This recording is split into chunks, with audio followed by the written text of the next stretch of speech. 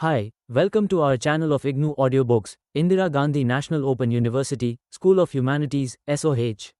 Certificate in the Teaching of English as a Second Language, CTE, revised. Compulsory, CTE 103 Teaching Strategies.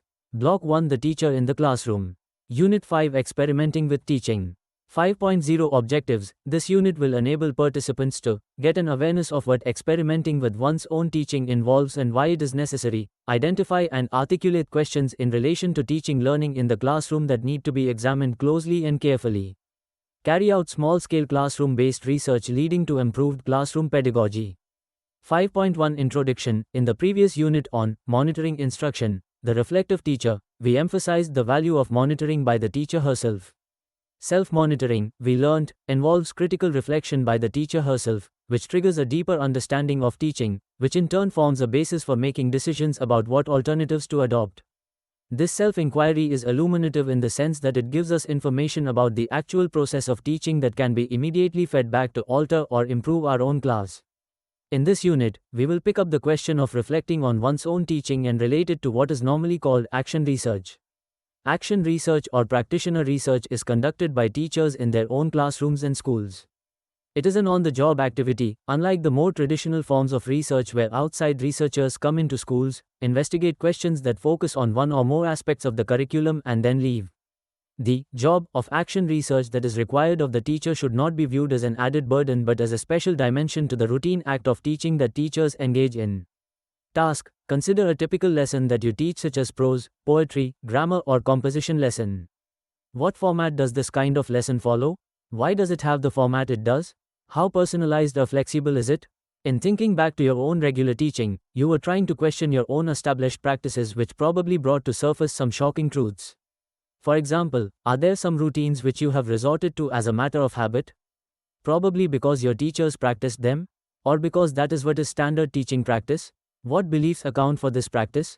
Would you like to continue with them? These questions point to the need for a questioning attitude in our everyday teaching. A questioning or a research attitude underlies practitioner research or action research. We use the terms action research and practitioner research interchangeably here, although there are some differences in the way they are conceptualized and practiced. Let us now see what practitioner research involves. 5.2 What is practitioner research? As we said earlier, practitioner research is carried out by the teacher herself in her classroom or school. It is a kind of research in which teachers critically look at their own classrooms primarily for the purpose of improving their teaching and the quality of education as a whole. It is contrasted with the outside researcher, expert conducting an inquiry into classroom processes. It is participatory since teachers and students, the main stakeholders of the curriculum, are involved in it. Teachers are no more subjects who are subjected to classroom observations or interviews by outside researchers but are an integral part of the continuous research process. Practitioner research is also situational or context-based in that it is grounded in classroom realities. This means that it can take account not only of the classroom as a real, social setting, but also of the institutional factors that have an impact on the work of the teacher. Therefore, this research allows for interpretations that stem from actual data from the classroom and not from theoretical arguments alone. It is also self-evaluative, i.e., based on the ongoing evaluation of improvements achieved. Teachers can themselves decide which findings from their experimentation are useful and relevant to the given situation. Which ones need to be discarded and which ones need to be repeated, and more importantly, why. But even this research by teachers may sound a little daunting since it appears to involve extra work and therefore difficult. It might be useful to look at some examples of teachers who have engaged in systematic inquiry with the purpose of understanding and improving their practice. Example 1. Read the account of teacher X as he did a diary study. Although I have often analyzed a day's work in a few minutes at the end of the day, I had never carried out a systematic step-by-step analysis.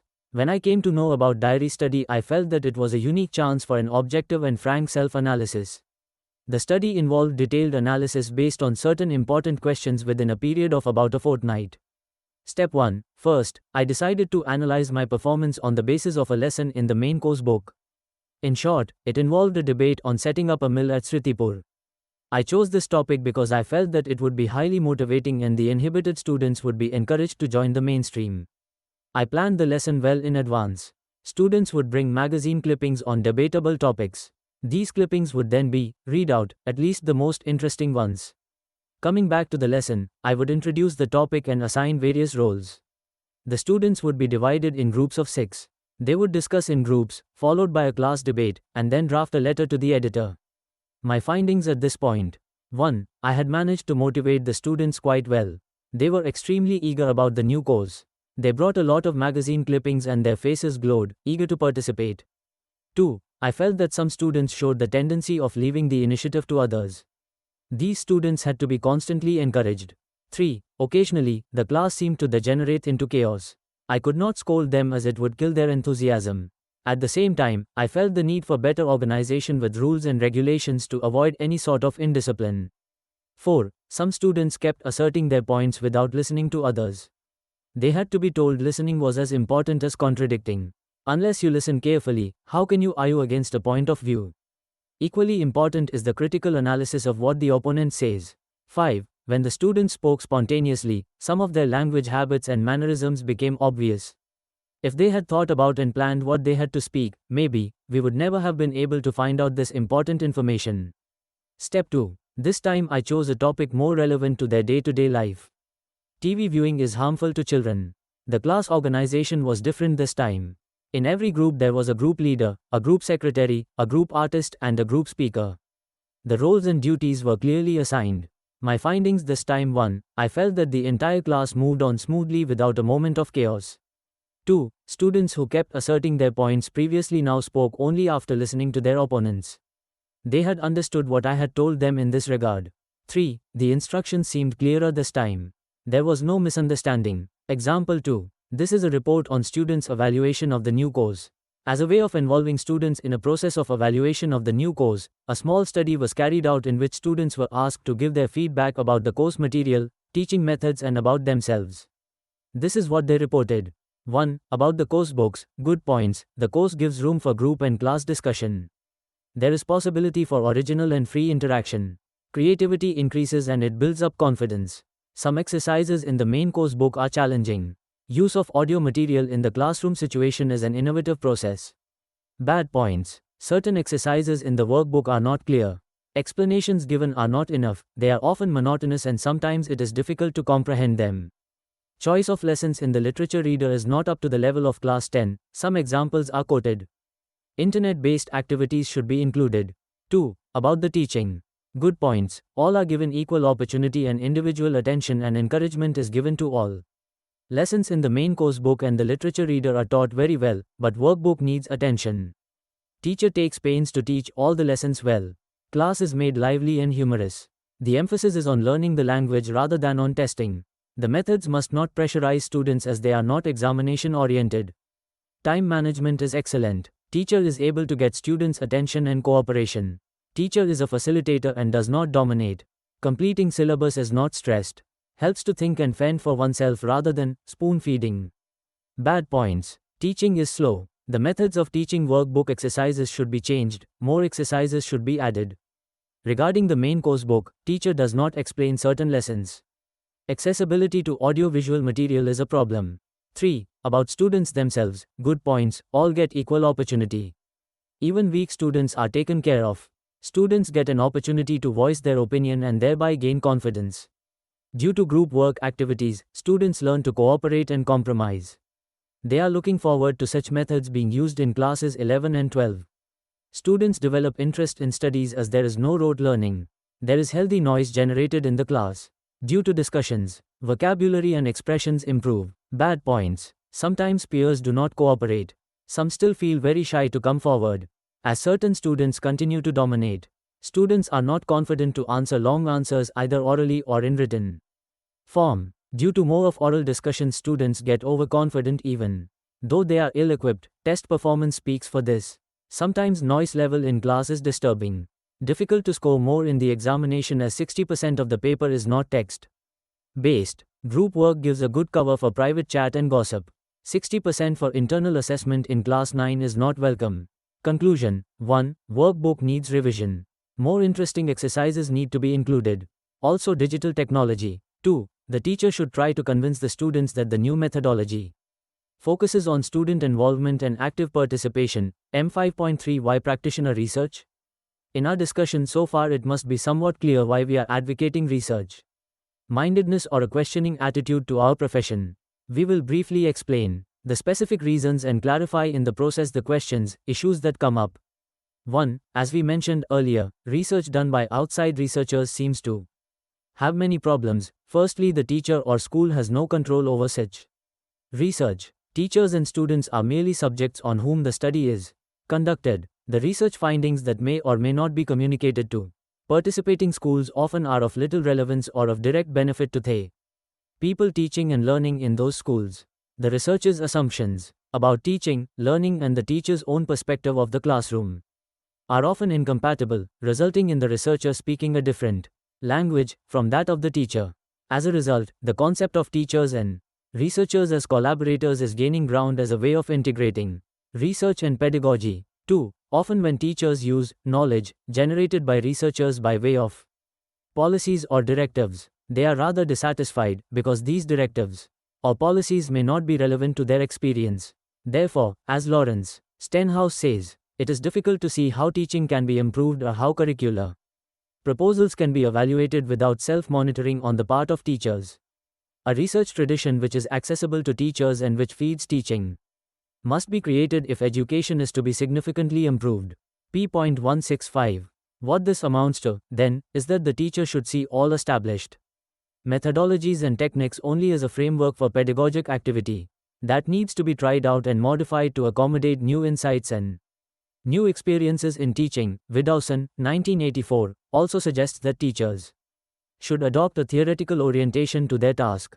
This does not mean that they should adjust their teaching to theoretical pronouncements and experimental findings. In fact, it means the opposite. They should learn to treat such pronouncements and findings with circumspection, inquire into them, probe them for their conceptual validity and supporting evidence, and then use them only as initial hypotheses to be tested against classroom experience. pp.89-90.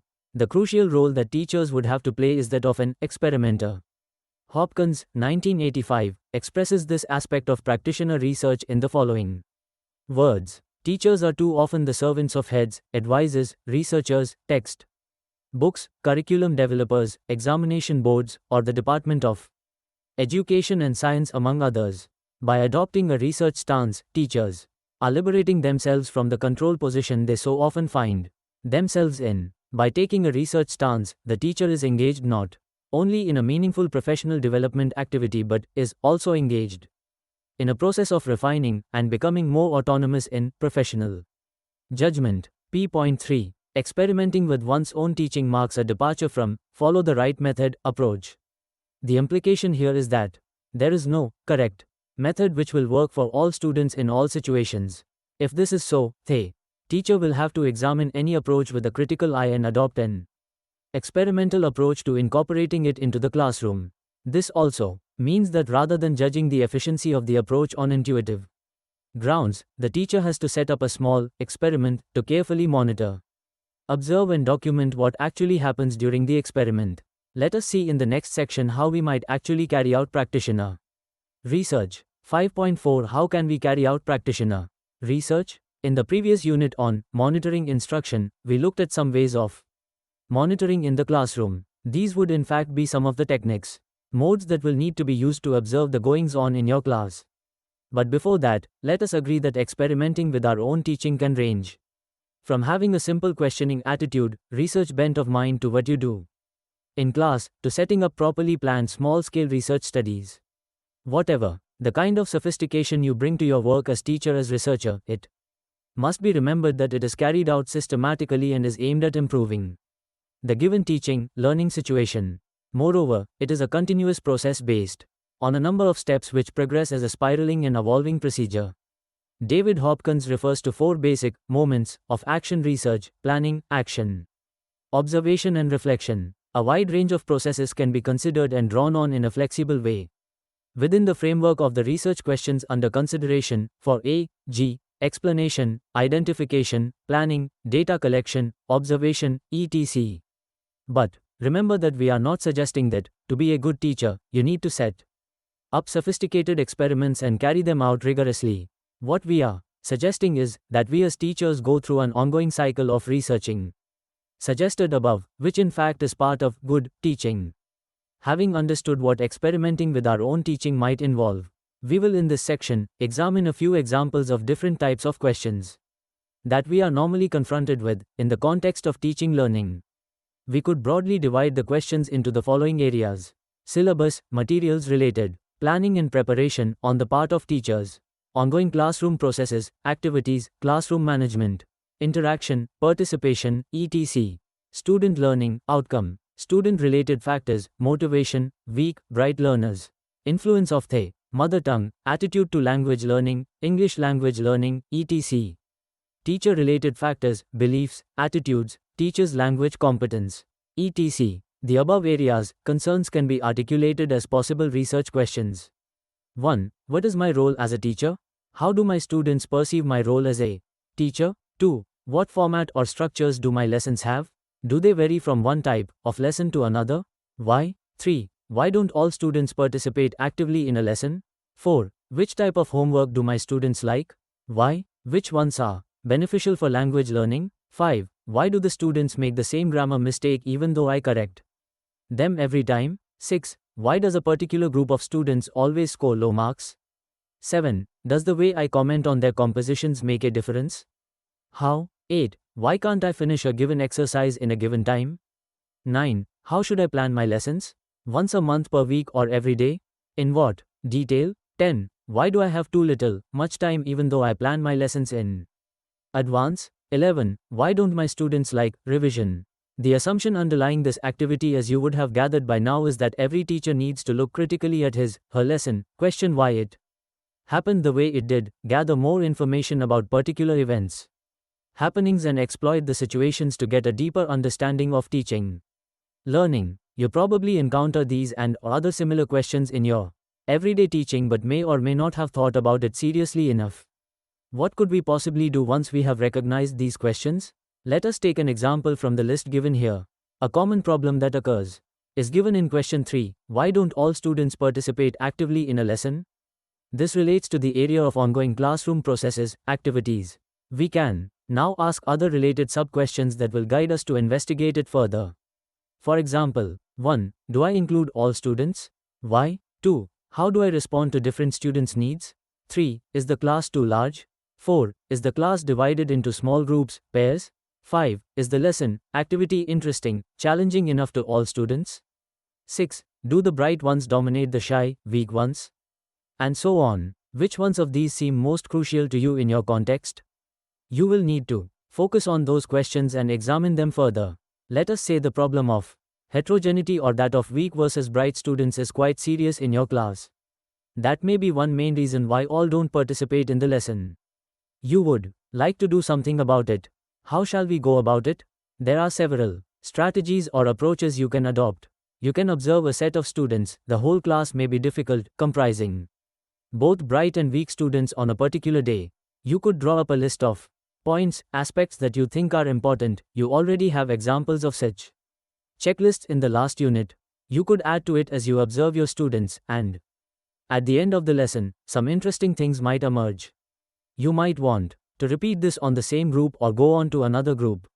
You could also ask students what they have to say about their participation. You could give them a checklist as shown below. Say which statements are true in your case. 1. I don't find most lessons interesting. 2. I find that most lessons are too easy or difficult. 3. The teacher never asks me any question. 4. Other students never give me a chance to speak. 5. I don't know how to say things in English. 6. I can't understand the instructions, questions the teacher gives. You can add to the list or modify these statements. When students answer these, you will not only get their side of the story but also help them to understand their own behavior better. On the basis of what you gather, you may decide to alter your own approach to teaching or do something specific about particular students. You can work on other questions in a similar way. The unit on monitoring instruction, the reflective teacher, has some examples of checklists and instruments. We have also suggested to you a set of books which offer several such checklists. But remember, you need to adapt these according to the purpose of your inquiry or study. The units on evaluation at the end of this course will give a more extended exposure to evaluation of classroom practices, including student performance, leading to effective change. 5.5 Summary. We have tried, in this unit, to emphasize the need to carry out small-scale research by the classroom teacher. We have provided some tools to the teacher to carry out such experiments. Action research will help the teacher to critically reflect on her own teaching, get student responses to her performance, to the materials, about themselves and their peers. This will enable the teacher to identify and articulate questions, problems about teaching, learning in the classroom, which will lead to improved classroom pedagogy. Thank you.